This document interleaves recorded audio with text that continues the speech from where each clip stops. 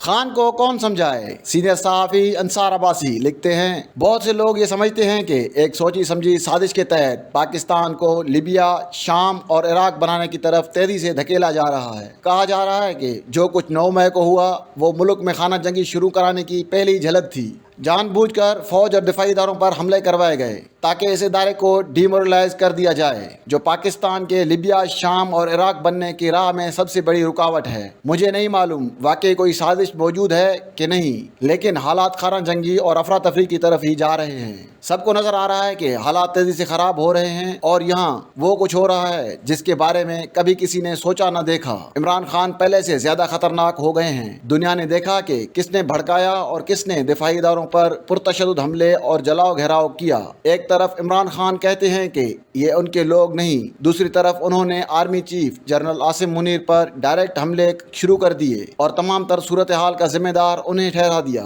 नेब के चेयरमैन के लिए बेगैरत जैसे नाजिब अल्फाज इस्तेमाल करते हुए यहाँ तक कह गए कि नेब चेयरमैन के हैंडलर्स भी बेगैरत हैं। 2 दिनों की कैद के बाद मिलने वाली रिहाई के बाद इमरान खान मजीद बिफर गए। जो कुछ 9 मई को मुल्क में हुआ उसे देखकर खान साहब को माहौल को ठंडा करना चाहिए था, लेकिन मुझे महसूस ऐसा हो रहा है कि जिस अंदाज में अदलिया ने 9 मई के इंतहाई काबिल मजम्मत वाक़यात और फौज पर हमलों के बावजूद उनको जमानतों पर जमानतें दी और हुकूमत को उन्हें किसी भी पुराने या नए केस में गिरफ्तार करने से रोका, इसे खान साहब और उनके सपोर्टर्स ने अपनी जीत तस्वुर किया। शायद यही वजह है कि अब इमरान खान खुद को पाकिस्तान का मजबूत तरीन शख्स समझते हुए फौज के सरबराह को खुला चैलेंज कर रहे हैं। दूसरी तरफ जनरल आसिम मुनीर ने वाजे कर दिया है कि 9 मई के मंसूबा साजों को कटहरे में लाएंगे और फौजी तंसीबात को जलाने और नुकसान पहुंचाने की अब किसी कोशिश को बर्दाश्त नहीं करेंगे। एक नहीं, 2 नहीं, बल्कि कई वीडियोस और ऑडियोज मौजूद हैं जिसमें तहरीक इंसाफ के रहनुमा 9 मई के मंसूबा साज दिखाई देने के साथ साथ इश्तियाल अंगेजी और हमलावरों के साथ मौके पर मौजूद पाए गए, लेकिन इमरान खान मानने पर तैयार नहीं।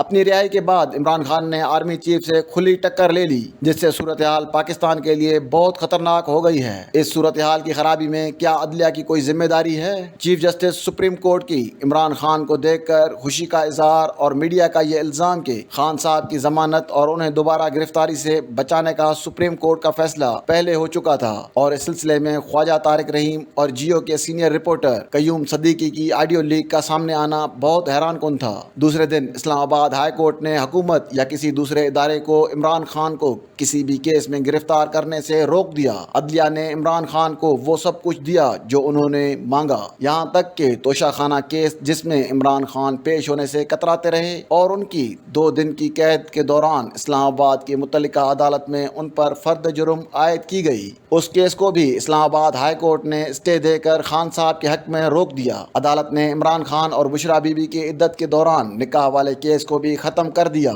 अदलिया की इमरान खान पर इन बेमिसाल इनातों को देखकर हुकूमती इत्तेहाद ने भी सुप्रीम कोर्ट के सामने धरना देने का फैसला कर लिया।